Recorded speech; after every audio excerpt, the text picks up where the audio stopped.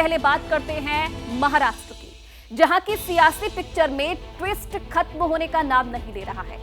महायुति की सरकार बन चुकी है, देवेंद्र फडणवीस मुख्यमंत्री बन चुके हैं, लेकिन गठबंधन में गांठ अभी भी बाकी है। फडणवीस को अभी शपथ लिए 24 घंटे भी नहीं बीते हैं और मंत्रालयों को लेकर दावों का जो दंगल है वो खुलेआम शुरू हो गया है। सबसे ज्यादा नजरें गृह मंत्रालय पर है, जिसे लेकर सबसे ज्यादा पेच फंसा हुआ माना जा रहा है। और इस सबके बीच शिवसेना विधायक गुलाबराव पाटिल ने बड़ा बयान देते हुए कहा है कि उन्हें यानी शिंदे की शिवसेना को गृह और राजस्व जैसे बड़े विभाग चाहिए।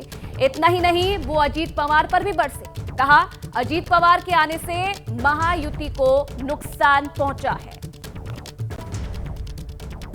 तो हमें गृह और राजस्व जैसे बड़े विभाग चाहिए, ये कहना है शिंदे गुट का। और अजीत पवार पर भी निशाना साधा, ये कहा कि अजीत पवार के आने से महायुति को नुकसान पहुंचा है।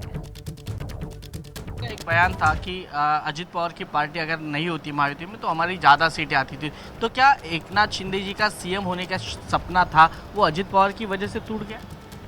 ऐसा तो नहीं कहते हैं, लेकिन ये बात तो सच्चाई है कि यदि आधे पार्ट में अजीत दादा नहीं आते थे तो कम से कम 100 सीटें तो हम लड़ते थे, या ये सब 100 से ज़्यादा भी लड़ते थे, और 80-90 सीटें हमारी आती थी। इसलिए निश्चित तौर पर अजीत दादा की पार्टी आने की वजह से हमारे हिस्से में उनका ही हिस्सा अलग से हो गया। और मुझे लगता है पोर्टफोलियो भी आधा हिस्सा अजीत पवार को ही जाएगा। नहीं जी, हमें भी मिलेगा और हमारी संख्या बहुत अच्छी है। 61 एमएलए हमारे साथ है, तो मुझे लगता है कि केंद्र में भी हमारे 7 एमपीज है, तो अच्छी डिपार्टमेंट, अच्छा पोर्टफोलियो मिलेगा। क्या क्या मांगे? हाँ, अभी तो होम मांगा है, महसूल मांगा है, देखते हैं क्या होता है। तो शिंदे की सेना की ओर से खुलेआम गृह मंत्रालय की डिमांड की जा रही है, लेकिन शपथ ग्रहण के बाद जब देवेंद्र फडणवीस से पूछा गया कि गृह मंत्रालय किसका होगा, तो उन्हें ये कहते हुए सवाल टाल दिया कि अभी तो तीनों दलों की सरकार है और गृह मंत्रालय सरकार के पास है।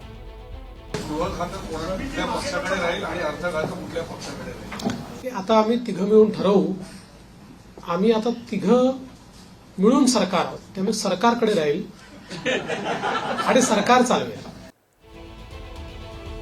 और देखिए, इस बीच सूत्रों के हवाले से महाराष्ट्र में नई सरकार से जुड़ी एक और बड़ी खबर भी आ रही है, और खबर यह है कि महायुति सरकार में मंत्री पदों पर बीजेपी समझौता कर सकती है। बीजेपी अपने मंत्रियों की संख्या कम रखेगी और सूत्रों की माने तो शिवसेना को 12 से 13 और एनसीपी को 8 से 10 मंत्री पद मिल सकते हैं, और बीजेपी अपने पास 18 से 20 मंत्री पद रख सकती है। तो समझौता कर सकती है भारतीय जनता पार्टी महाराष्ट्र में मंत्री पदों को लेकर, और सूत्र ये जानकारी दे रहे हैं कि 12 से 13 और एनसीपी को 8 से 10 मंत्री पद मिल सकते हैं, और अपने पास जो बीजेपी है वो 18 से 20 मंत्री पद रख सकती है।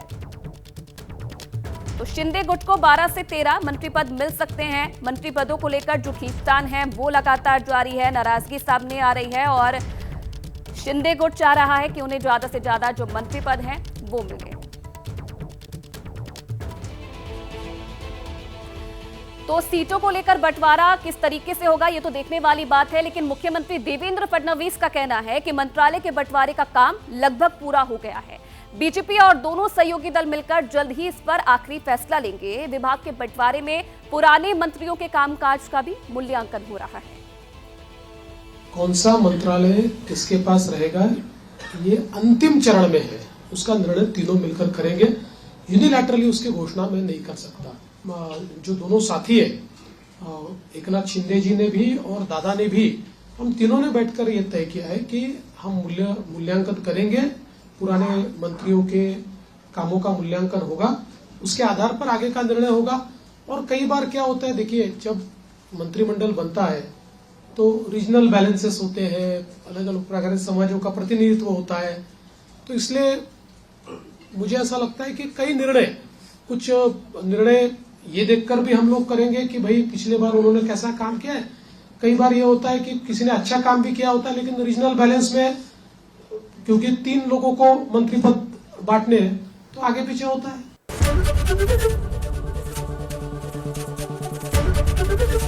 एबीपी गंगा, खबर आपकी, जुबान आपकी।